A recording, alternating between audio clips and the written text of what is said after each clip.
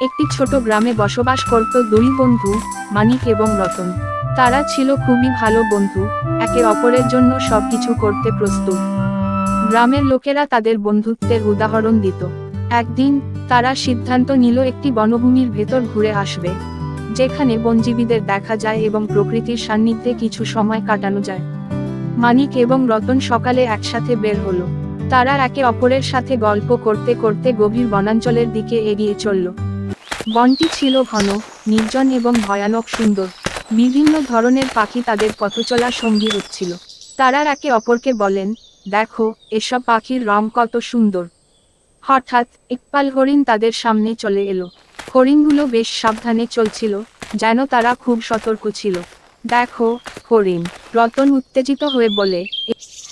দেখো কি সুন্দর হরিণ। মানিক একটু সাবধানী হয়ে বলল, হ্যাঁ, খুব সুন্দর। তারপর ওদের এইটা জঙ্গল, আমরা এখানে উল্টা পাল্টা কাজ করতে পারবো না। কিছুক্ষণ পর তারা আরো গভীরে চলে গেল। পথ চলতে চলতে তারা একটি পুরনো গাছের নিচে বিশ্রাম নিল। তখনই হঠাৎ করে একটি গাডার ছায়া তাদের চোখে পড়ল।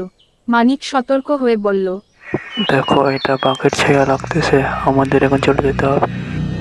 রতন একটু ভয় পেয়ে বলল, না, এটা তো সম্ভব না, এখানে তো বাঘ আসার কথা না। বাঘ এখানে আসবে না মনে হয়, আমার লাগতেছে। ঠিক তখনই গাছের পেছনে থেকে একটি বড়, শক্তিশালী বাঘ বেরিয়ে এলো। তার চোখে ছিল তীক্ষ্ণ দৃষ্টি, আর দাঁত ছিল ভয়ানক ধারালো। মানিক এবং রতন একে অপরকে অবাক দৃষ্টিতে দেখল।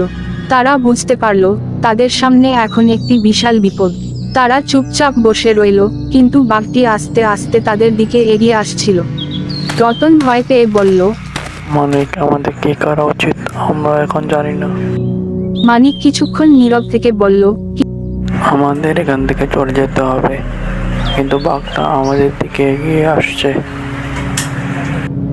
তখনই মানিক মনে করল, কিছুটা বিপদাপন্ন হলেও শান্ত থাকার চেষ্টা করতে হবে। তিনি ধীরে ধীরে তার হাতের মুঠি শক্ত করে ধরে রাখলেন, যেন পরিস্থিতি অনুযায়ী দ্রুত সিদ্ধান্ত নিতে পারে।